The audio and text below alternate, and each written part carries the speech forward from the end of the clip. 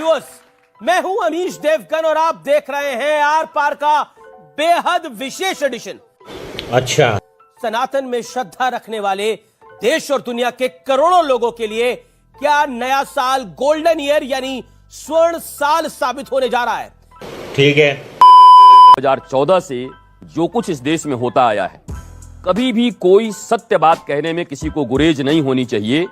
यद्यपि आपको लोग दलाल कह देंगे, आपको सत्ता के दलाल कह देंगे, किसी पार्टी से जोड़ देंगे, मेरा यह कहना है जो राष्ट्रीयता, सनातन धर्म, सनातन मत और भारत के विकास के लिए काम करे, सबके हित के लिए काम करे, उसके पक्ष में खड़ा होने में अगर कोई दलाल कहता है तो 100 बार दलाल कहलाने में भी हमें कोई गुरेज नहीं होना चाहिए। कम मर्यादा रखिए, थोड़ी मर्यादा रखिए।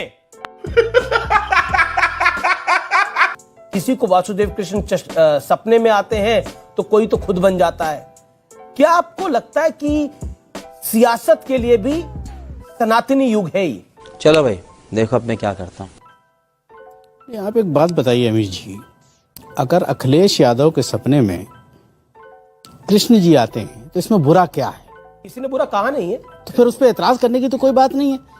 भाई खाली मोदी जी के ही सपने में भगवान राम आ सकते हैं क्या? इतना छोटा पहले कभी नहीं हुआ होगा।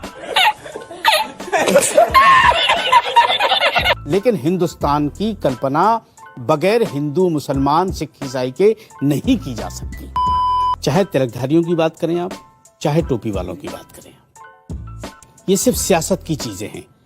आज स्वामी दीपांकर जी महाराज बैठे हैं, या महाराज जी बैठे हैं, या सुधांशु त्रिवेदी जी बैठे, हम लोगों में तो कोई मतभेद नहीं, हम तो आसपास बैठे हुए हैं।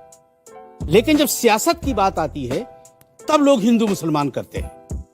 क्या ये लोग जो आपके दर्शक बैठे हैं, आपने मौलाना साजिद रशीदी साहब का नाम लिया, क्या इन लोगों ने ताली नहीं बजाई क्या इनके नाम पे? बजाई कि नहीं बजाई? तो इन्हें तो कोई बुराई, प्यार दिखाई दे रहा है। फिर तो राहुल जी को समझाना चाहिए, प्यार ही प्यार है भैया। राहुल जी तो समझा रहे हैं, आप समझे तो। ओके, सुधांशु त्रिवेदी। देखिए, पहली बात जो मौलाना साहब ने कही, सब में भगवान, सब में राम है, तो मैं याद दिलाना चाहता हूं, इजिप्ट में फेराहो राजाओं का नाम सुना है ना? जाके चेक करिएगा, फेराहो डायनेस्टी का पहले राजा का नाम क्या है? राम से। ये तो लेटेस्ट न्यूज है। सोचिएगा, राम से में राम कहां से आ गया? जॉर्डन रिवर, खूब इजराइल और फिलिस्तीन की लड़ाई होती है, जॉर्डन रिवर के वेस्ट बैंक पे बहुत बड़ा इजिप्ट का शहर है राम अल्लाह। अल्लाह समझ में आता है, राम कहां से आ गया है उसमें? कुछ भी।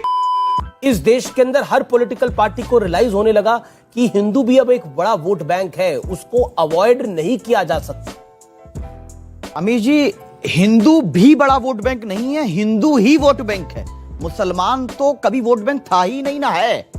मुसलमान कहीं वोट बैंक नहीं है, और ना कभी आप देखिए कब मुसलमान प्रधानमंत्री कब बना, हमेशा हिंदू या सिख ही बने हैं जनरली।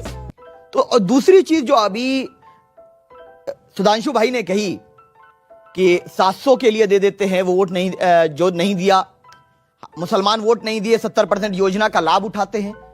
भारत का हर नागरिक टैक्स देता है, और नरेंद्र मोदी जी या योगी जी या कोई और अगर जनता की सेवा करता है तो अपनी प्राइवेट प्रॉपर्टी से नहीं करता है। हम सब से टैक्स लेकर के जनता की सेवा करना ये उसका कर्तव्य है। अगर वो नहीं करता है तो अपने कर्तव्य के खिलाफ जा रहा है।